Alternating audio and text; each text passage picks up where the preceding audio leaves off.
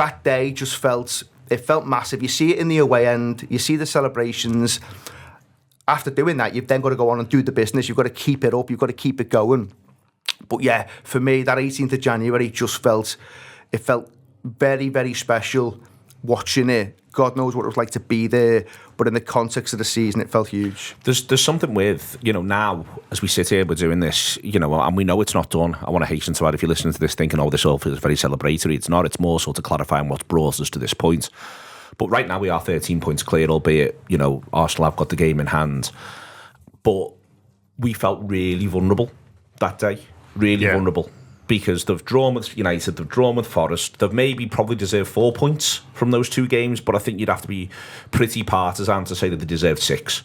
Good at Forest second half. They're very good at Forest second half, but there's also there is the point around the League Cup game as well thrown in there and that was an away game as well, where it's gone a certain way and they felt like they've had hard lines and so on. And it would have been the easiest thing in the world to walk out of Forest and Brentford and God, we've had such hard lines and we've not got anything. We've not got the wins that we needed from either of them. And I'm not going to say the walls would have closed in a definitive sort of way.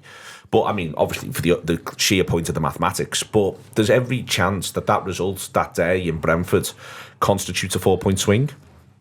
That gets Liverpool 2 more than they would have got. That those Nunez goals get Liverpool 2 more than they would have got, and they knock 2 off Arsenal in the end as well. A 4-point swing in one day from 2 late goals scored by one player.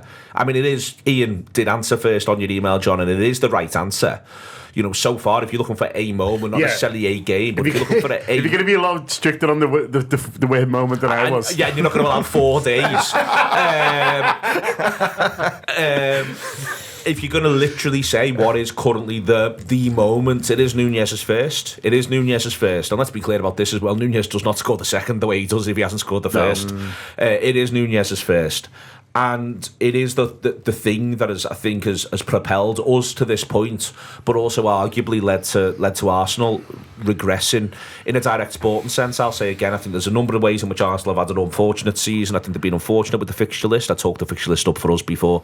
I think they've been unfortunate with the way in which the injuries have fallen.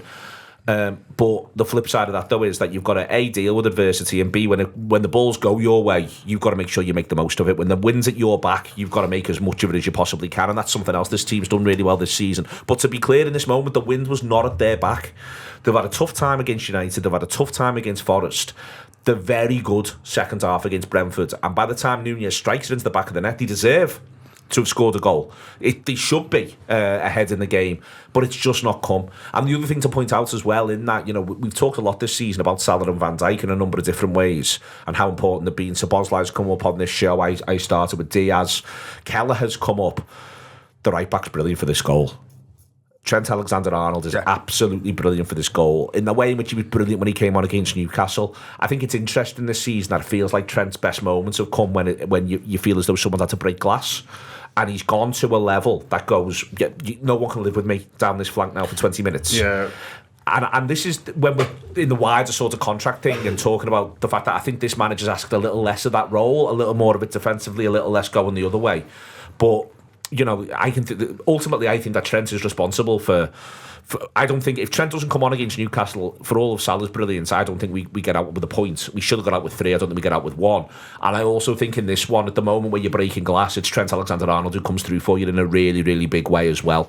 Yeah. And having a right back who can be your break glass option, I think that's what you're talking about in the wider sort of contract thing and what the role is and what a certain player does. And I think that's absolutely massive. He's massive for this goal. Nunez is massive for it as well. The second just feels like, the greatest punchline to any joke that's ever told, the way they're all running off together and all of that.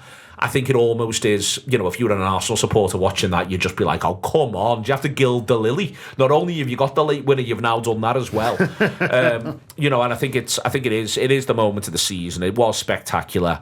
And I think Liverpool were the best team. I think they were the best team before that game against Brentford.